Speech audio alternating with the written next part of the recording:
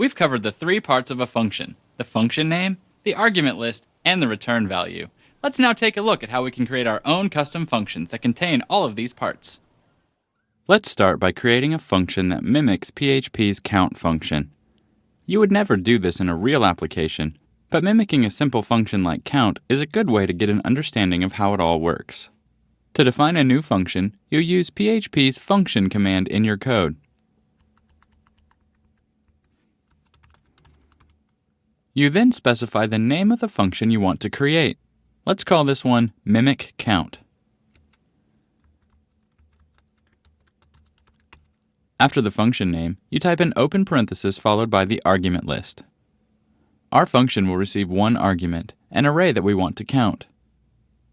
End the argument list with a close parenthesis. After the argument list comes a set of curly brackets. These surround the code block that gets executed when the function is called. There are two important things to note about variables and functions. First, notice the two different names of the variables. In our main code, the variable is named flavors because it contains a list of flavors. We pass that flavors array to our mimic count function as the first and only argument. In our function, though, I named the variable array. Our function should work with an array of countries, or movies, or t-shirts without any problem.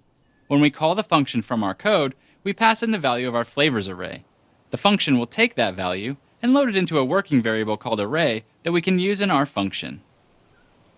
The second thing to note is that variables created outside of a function are not available inside a function. Think of a function as a black box of machinery.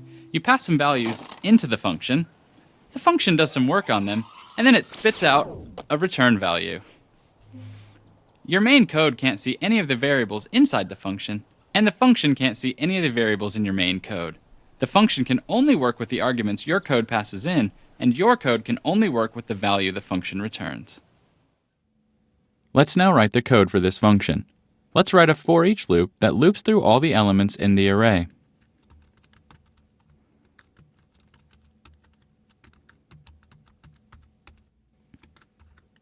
As we're looping through them, we want to count them.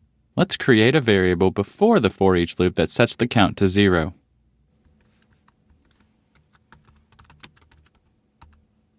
Remember, this variable named count is completely unrelated from the variable in our main code also named count. Our main code cannot see any of the variables inside the function, and the function cannot see any of the variables in our main code. Inside the for each loop, let's increase the value in the count variable by 1.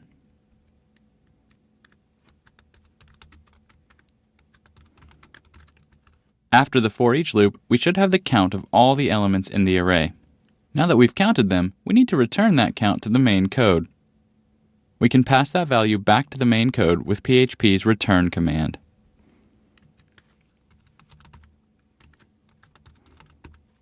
Let's change the function call here in the next line. Instead of calling PHP's count function, we'll write our code to call our custom mimic count function instead.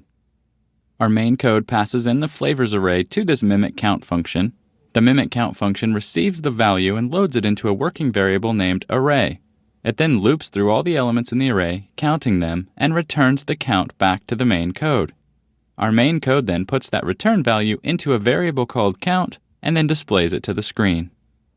PHP's real count function is actually a bit more complicated than this, handling multi-dimensional arrays and other kinds of arguments as well. But this simple function mimics enough of the functionality to give you an idea of how functions work.